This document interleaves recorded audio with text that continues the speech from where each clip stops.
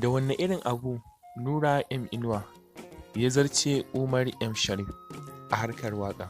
A yau masu sauraron mu muna so mu ji ra'ayoyinku akan NURA M INUWA da Umar M Shareef. NURA M INUWA da Umar M Shareef sun kafa matuƙar tarihi a cikin masana'antar Kannywood shekaru da dama. Hakan ne yasa kowanne daga cikinsu suna da matuƙar masoya sosai.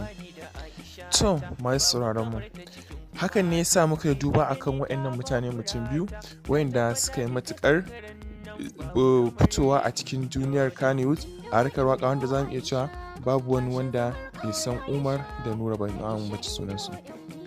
Muna so masu sauraro ku faɗa mana shin da me NURA M INUWA ya fi Umar M Shareef, domin lokuta da dama ana ganin NURA M INUWA shine sarkin waƙa, a wayansu lokutan kuma ana ganin Umar M Shareef shine sarkin waƙa.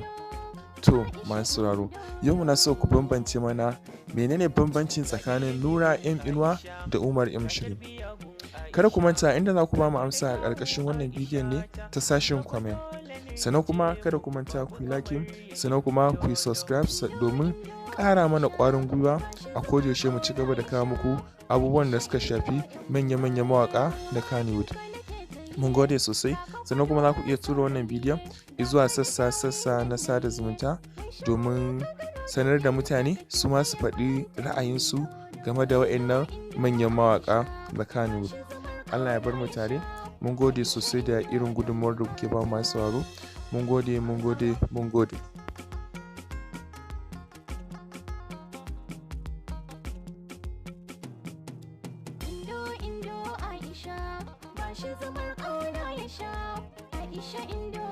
Wallahi ta iya murmushi, ban san ganin ta tana fushi, da ta shigo ko zai ta kamshi, ban haƙuri gun wanda zai kushe ni na Aisha Indodo.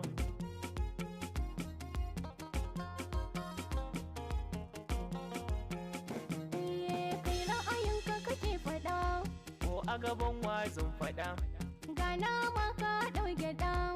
na toshe dukkan kunnuwana, ba na ji ba na gani kan Aisha ta wa Indodo.